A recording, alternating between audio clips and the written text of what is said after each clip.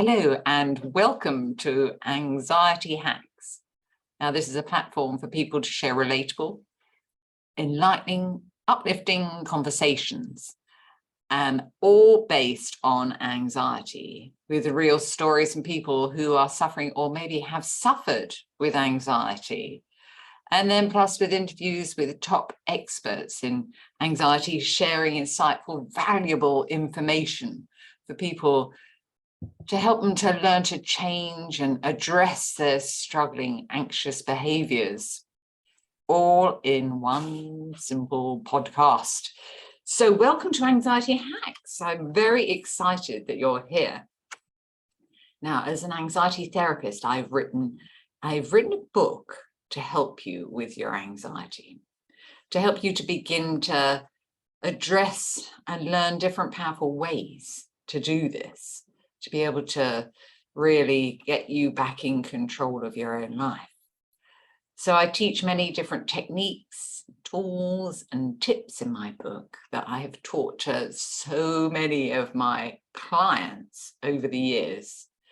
And so what you'll learn in the book is you'll learn how to take yourself from being completely smothered by your anxiety. And then I show different ways to help you to be able to cope with it, with those behaviors, and instantly calm yourself. And some of the techniques you can learn to do within 90 seconds. So they're really quick. So you need to check out my book because there's a lot of different information in there that will really help you. And plus there's a free companion course, and that contains downloadable worksheets and tables. And then also it's got bonus videos in there of me showing you how to practice each technique that I teach in the book. So check it out. It's out now on Amazon. So if you put Anxiety Hacks into Amazon, you'll be able to find it. Now, our guest today, I am super excited with our fabulous guest today. Her name is Judith Furman, and Judith is originally from Germany, but identifies herself as a global citizen. From an early age, she developed a passion for traveling, visiting many countries across the world, and has lived in 9 different countries. Judith holds a PhD in development studies with a focus on human development and has worked for many years in academia. After her second maternity leave, she decided to pursue one of her passion projects and write a book on the beautiful lessons learned while living in all of these different countries. And her book is called Inspirations from Abroad for a Happier Life at Home. Oh, it's a fantastic book. And Judith joins us today to share her journey with anxiety and her different experiences and the different overwhelming feelings that she's had throughout her life with anxiety, and her learnings from what she's learned from living in the different countries that have helped her to be able to calm and relax herself and to be able to, gain back her strength to empower herself to move forward and in a calm, positive way.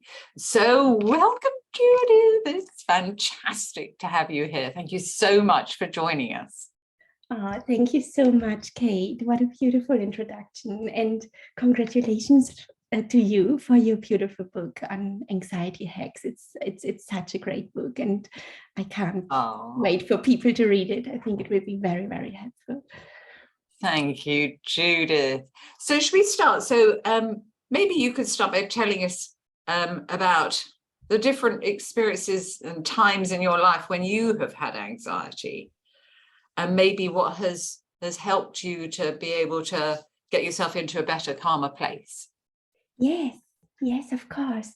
Yeah, so I think anxiety is something most people, or probably everyone, will go through in their lives at some point, and probably several times. For me, it has happened for several reasons in different seasons of my life. One which was very clear, where I really felt it, was when I was pregnant with our second daughter, right, in 2018, late 2018. And I was afraid of giving birth actually, because with the first birth I had with our first daughter when we were living in Japan, I developed preeclampsia and had quite a traumatic emergency C-section, and Oh my gosh. was afraid. Yeah, it was like a tricky experience for first birth in a foreign country, and it was, everything turned out well in the end. But now for the second time, I was like, oh my God, that could maybe happen again. And what if her Which I think is very common with, with a lot of women, once they've had that really difficult birth, if they have, then coming to the second birth, your mind just goes crazy, and the anxiety just overwhelms you. Exactly. So I felt like, and I was like, I want to enjoy this moment. And I felt I was just like fearing it. And so then at some point, I decided to see a psychologist for a few sessions. And it was really helpful to just realize that I was maybe traumatized by the first birth, which I hadn't really been aware of consciously, and just going through everything again. And then just, talking about it helped me enormously, and the second birth went very well. It was also emergency C-section, but I was much calmer, much better, and so it was great. There was also an emergency. Oh my God! It was also not the easiest, but it was. I was mentally much better prepared for it, and during that. So sorry, Judith. So at that time, so you felt by talking about your fears, about that first birth, with a professional, that really helped you to sort of unravel those difficult thoughts and feelings that you were having. Yes, completely. Because and to reduce that anxiety. Yes, because it was really just someone listening to you, someone who didn't know me and who just could see it from an outside place, where she was just listening to my story and seeing things I never really saw myself, and could point out things which was so helpful for me to understand, where she was like, it's completely normal, you're feeling this way after everything that happened to you.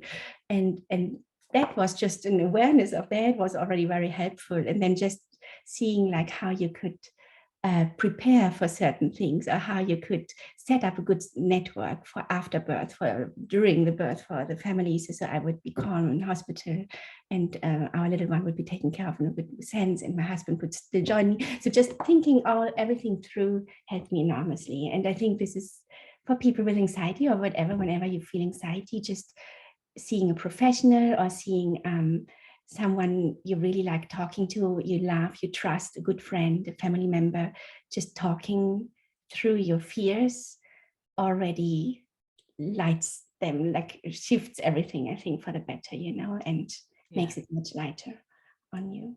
Yeah, absolutely. It's actually talking about it and getting it out as well, and sort of understanding more about your fears. Yes. By talking about it. Yeah.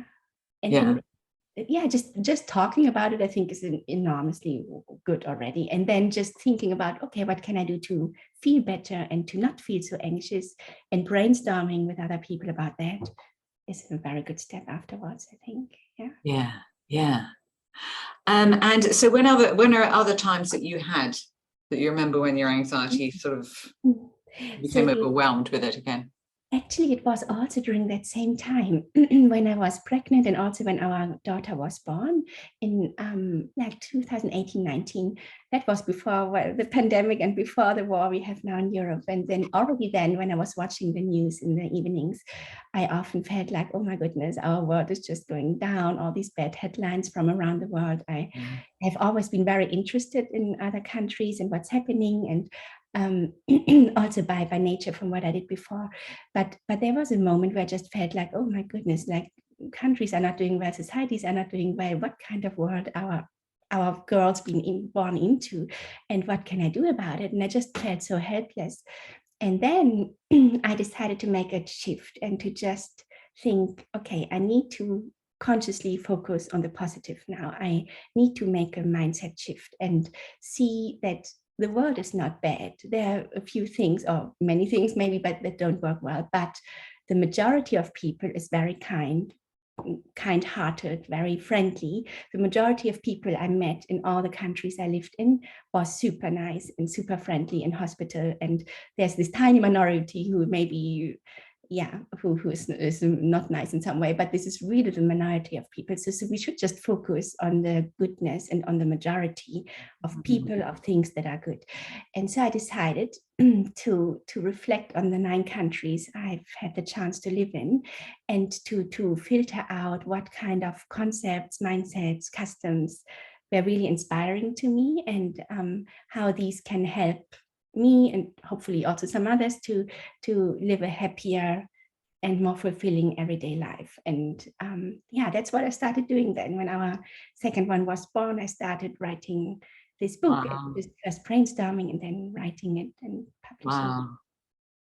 Wow, that's amazing, isn't it? So coming from being in that sort of difficult, anxious state to writing this really empowering book for people, other people, to be able to learn from all of your experiences living in those 9 different countries, and then taking the positives from there. Yes.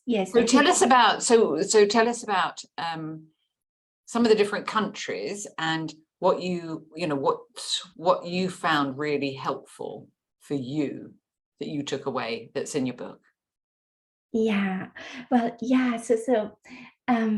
I think one of the major things when you feel anxious is that it's good to change your self-talk, so your internal self-talk, and your thoughts, for the positive. So that's what I tried doing when writing the book. I was just like, I need to shift to the positive and think about the positive. So how do you do that? And just to come back to the country, which I think of when thinking of that, is the US. When I lived in the US, I had the impression many people really often saw the positive and encouraged you and like cheered you up. And still now my colleagues, American colleagues I have in different groups, they're always like, you got this, girl, and go for it. And they see any challenge as an opportunity to growth. So it's really it's how you see things and how you see challenges in your life also, and for the internal self-talk, I think I think it's good too to develop a few mantras which work for you. So it can be lots of different ones, but I have different ones for different days. But when there's a difficult period, for example, with our little ones waking up like 1,000 times a night and you're very tired, my husband and I, we used to say, oh, this too shall pass. So it's a period. It might be a bit challenging, but it's part of the bigger thing, which is really nice. And this too shall pass. And just knowing that it's temporary is already helpful sometimes. Absolutely. I remember saying to myself, oh, this is just a phase. This lovely 13-year-old teenage boy is going through. After God knows what he had done. Exactly. It's a phase, and everything in life is changing, and there are sometimes difficult ones, and then there are the nice ones which come right after. So it's like we are in these wave things. I think sometimes you're just riding a wave. I think that's what a friend of mine told me. Just feel you're on the wave, and then in a few minutes it will be better again, and just riding that wave. Ride the wave. And another one which is really helpful for me is to think it's okay to have ambivalent feelings, to think like, oh, at this moment I'm anxious, and at the same time I'm also super excited to have a new family member joining us or something, so you can have different feelings because we're humans. And just feeling anxious, as soon as you start to also see the nice thing, like, oh, and at the same time I also feel this, can really help to appreciate all of them, but also to shift your focus to the nice ones, to the nice feelings you can have. And usually once you start shifting to the nice ones, also like being grateful for things, it reduces the anxiety, it reduces the feelings which worry you very much, because your mind starts to shift. Where you put your attention, your mind goes, right? So if you try to put your attention to something nice, usually you will focus on that for a while, and that can be very helpful. Yeah. So you said, just taking you back a moment, so you said about the mantras, and you said that you have daily mantras. So a mantra is an affirmation. So it's a specific phrase that you would repeat to yourself many times a day, but it's kind of changing that pathway of your mind and getting it to focus on a positive pathway. Mm-hmm. And it's really important when you make up your new mantra or affirmation, it's worded in the positive, isn't it? Yes. I mean, I have really different ones, and sometimes I borrow some of other people who I find like I find really good. There's one from Amy Porterfield, with whom I was working for a little bit, and she has one which is like there are no wrong turns, which means kind of everything happens for a reason in some ways. Where you are right now, there's, everything you learn through your whole life experience in some way will serve you for something. So just go for it, be proactive, make decisions. I think this is another important thing against anxiety, to be proactive. When you get anxious, you might feel paralyzed and helpless and not in control. And then really coming back to what you can control, and even if it's tiny, something small you can do, just do it and just be proactive, I think. And then there are no wrong turns. If it was good. If something didn't work out, you just, recorrect your course. But it's just like feeling. I like that. That's a good one, isn't it? There are no wrong turns. And so you have different mantras each day. So do you have a list of mantras, or do you have specific ones each day, or how do you do that? Yes, so I have many mantras in different journals, actually, and it's on my list right now to make a whole list of all of them. Oh, lovely. Usually, I sometimes do my 5-minute gratitude in the morning, where I also write down a mantra. Sometimes I do yoga in the morning, and she proposes a mantra for the day. Sometimes I just remind myself of these things, like there are no wrong turns. Or another one, which is framed in the negative, but it's also very powerful, which I learned from Marie Forleo. She says, I don't do overwhelm. And this one for me is like life-changing. She's just like, if you feel overwhelmed at some point, you just say, no, I take the decision, I don't do overwhelm. And then I just do the decision. I take the decisions in such a way for my day that I don't feel overwhelmed, and just this gives you so much power back. So depending on the day, I just think of whatever does me good, and focus on that for the day. Yeah. And then I have several in my mind, and it's like, I don't do overwhelm, and this will pass as well. And in the end, things will turn out just fine, So this is really, I think, how we talk to ourselves, especially in these moments when you're down, makes a huge difference, because. And I think, the first step with being aware of how you're talking to yourself is awareness. Yes. Awareness is the first step, but you need to listen out to how you're talking to yourself, because we have so many different thoughts that go through our mind every day. And so it's starting, and they're normally like zipping by. And we don't even sort of consciously, we're not aware of them, because some are in the background, some are in the foreground. And so it's starting to really tune into how you're talking to yourself. Yes. I think that's really, if you can catch yourself and you feel very bad, usually you have some thoughts which are not very. Yeah, you will. Yeah. Which are drawing you down. So I have these too, and sometimes I'm like, why am I feeling so bad? And then I just think, oh, I'm just telling myself that this whole thing, I dramatize things, or I think about everything bad that could happen. And then if I catch myself, I can change it and just say, okay, this is not so bad in the end, and what can happen, and even if that happens, what about it? So it's just like, it depends how you talk to yourself. What thoughts you have will also trigger your emotions in the end, Yeah, absolutely. It's because you have the thoughts, and then majority of thoughts are connected to your feelings. And like Judith says, she suddenly thinks, oh, why am I feeling like that? And when she traces back what she was thinking about before, it's like, oh, okay. And then she can do something about it and start to focus on her mantra and start to, to get her mind refocused on a positive. Yeah. Brilliant. Brilliant. So what else did you learn from living all those different countries? Yeah, so that was this like positive self-talk. And then what I really appreciated in Japan, for example, was to take little moments throughout the day for yourself, to take care of yourself. So this is also related to intuition, I think. When you feel, oh, I'm starting to feel a bit snappy or grumpy or low or whatever, anxious, anything you don't really want to feel for too long, just to take a moment and do something which makes you feel good, you know. And I came across this concept which is called micro moments of self-care. So it's just like these micro moments of 5 to 10 minutes you can easily include several times throughout the day in your day, and you just think about something which makes you feel good. So it can be anything. It depends on the person, of course, you know, but for me sometimes it's really just listening to a couple of songs which really lift me up, or to take a nap sometimes, like for 10 minutes or 15, it works wonders. You know, I love naps.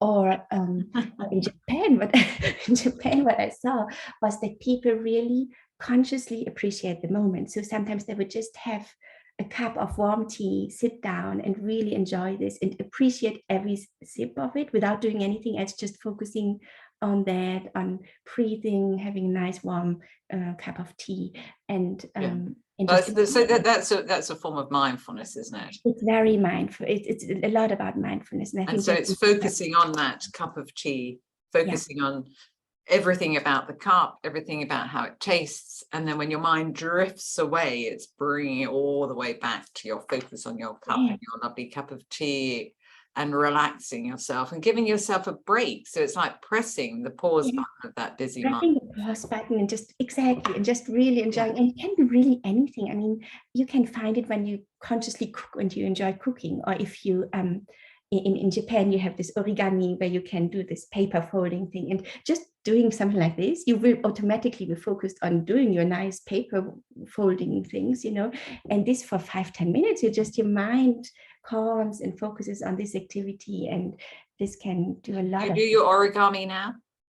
I have several ones here which I bought for our children, but it's what do you make? Well, we haven't done them yet, so it's on the list. But when you were over there, what did you make?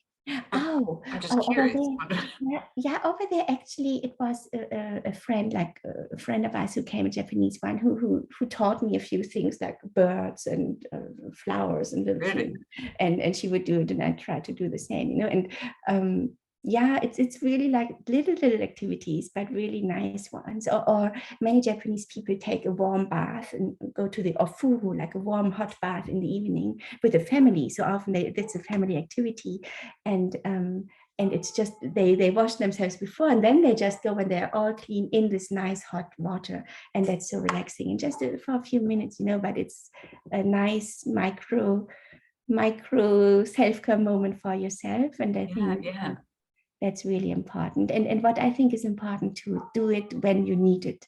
So not say, oh, I'm not feeling well, in 3 days I will have my nice bath. Maybe you can't take the bath, but then do something else, just something, okay, I can't have a bath now, but then I will just have 5 minutes with myself and a nice cup of tea right now, or something, you know. Just do it when you need it. I think that's very important. Yeah. Absolutely. Taking time out for you.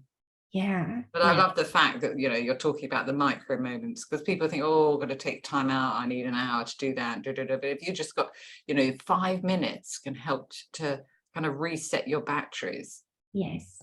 So helpful. So Judith, tell us about your book and where you are with your book and how it's doing. So I published the book last year in 2021 in June, and it went well. I got some very nice feedback from people from around the world, actually, from different countries. Fabulous.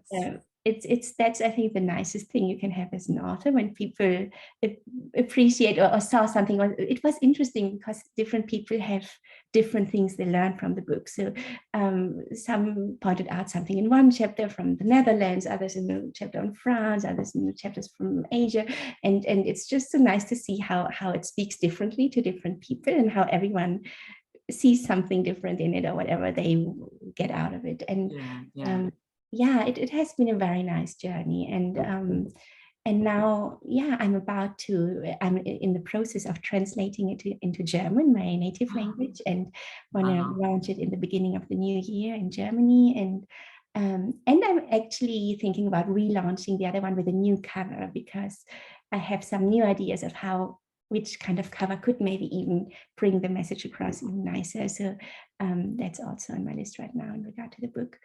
And wow. And, you know, so I have read the book, and I just found it fascinating, the amount of learnings that you had from each country. And you know, like in the title it says the beautiful takeaways, but they're real lovely, positive, encouraging learnings that you've taken from each country. And they're also empowering as well. So people can learn so much from them.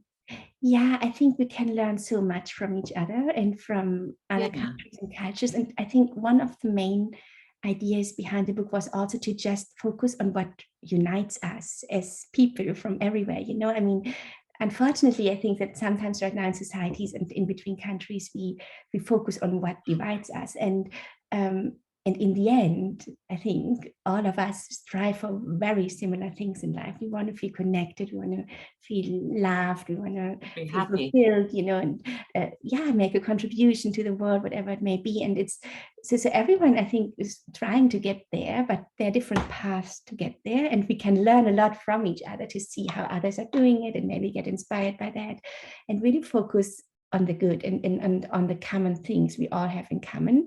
And in addition, learn from the things how we do it differently, because I think that's a richness. It's really something beautiful, you know, we have. Yeah, so. And you know, it's so interesting to learn about the different cultures, and you know, and how they visualize, how they move through their lives. Yeah, I love that. I just love talking to people from everywhere, but it's like there's so much richness and so many pearls of wisdom you get when you talk to people and you just observe how people do things, and sometimes completely different, in a different way than you are used to from your upbringing or your country. And I think that's really nice, because then you have this plethora of things where you can just say, oh, this was really nice, I might take this into my life, and just choose whatever fits for you and your life, you know. And yeah, I think it's just very, very enriching to be learning about and from others. Yeah. So Judith, well, how can people find you? So I have a website, which is judithfuhrmann.com. There is, so that's mainly where you can find me. It's there's also a contact form that you can, when you subscribe, you can get a little workbook on which comes with the book if you're interested in that. And there you can reach out to me if you want to contact me. There's an email address. And also I have a Facebook author page, which I set up, which is Judith Fuhrmann Author on Facebook. Right, okie dokie. And so we'll put all the links below, so people can come and find you there. Yeah, and I'm happy to hear from anyone, really. I mean, also to reach out for Facebook for messages or comments or through the formula on the website. It's always super nice to get in touch with people, I think, you know. And yeah. So people reach out to Judith. Yes, if you want to, of course. But first read Kate's book, because I'm so excited about your book. I mean, Kate, you have been doing so many amazing things these past years, and it's just, this is really a major go-to resource for people feeling anxious. So thank you, Judith. And thank you for joining us on the podcast. It was fabulous to hear, to hear your story with anxiety, and, what people can learn from you and all that you've told us and shared with us. Thank you so much for inviting me, Kate. It was really lovely, and all the best for you and for your audience. Thank you, Judith. So that's all today for today's episode of Anxiety Hacks, and thank you to everybody for listening. And before we go, make sure that you subscribe to the podcast on Apple iTunes so you never miss an episode, and then let us know what you think and show some love for your favorite podcast by leaving us a review on Apple Podcasts or Buzzsprout or Apple iTunes or wherever you may listen. So thank you to everybody for listening, and I look forward to chatting with you in the next episode.